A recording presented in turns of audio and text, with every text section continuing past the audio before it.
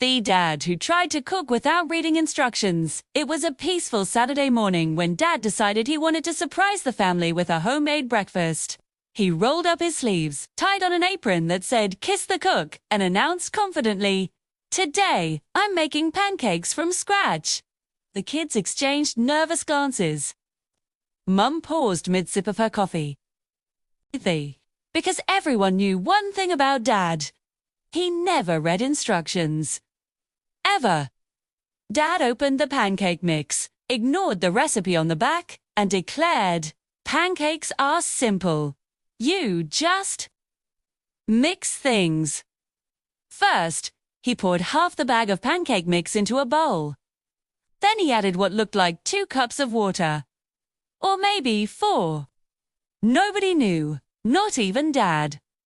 He whisked it until the spoon got stuck inside the batter like cement. "Perfect," he said proudly. Next came the stove. Dad turned the heat up to the highest setting because, as he put it, high heat means faster cooking. Within seconds, the pan started smoking like it was sending signals for help. But Dad wasn't bothered. Okay.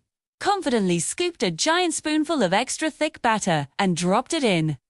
Splat. It didn't spread. It didn't bubble. It just sat there. Like a confused, lumpy island in a sea of burning butter. The kids watched. Mum watched, too. Even the dog knew this wasn't going to end well. Dad flipped the pancake too early, sending half of it flying across the kitchen and landing on the fridge with a sad plop. "That one was just a test pancake," Dad said, wiping his forehead. Vex's pancake came out burnt on the outside, raw on the inside, and shaped like the state of Florida. Mum finally stepped in, gently picking up the pancake box. "Honey," she said kindly, "maybe you should try reading the instructions." Dad sighed, took the box, and actually looked at the recipe. "Oh, so that's how much water I was supposed to use." This time, he measured. He waited for bubbles. He flipped gently.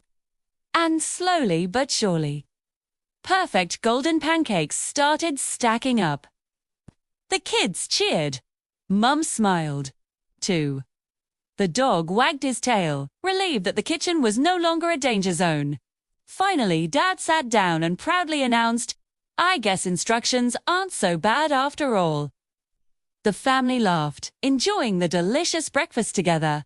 And from that day forward, Dad still tried to cook without instructions. But at least he kept the box nearby, just in case. Moral of the story: sometimes the fastest way to do something is to slow down and follow the directions.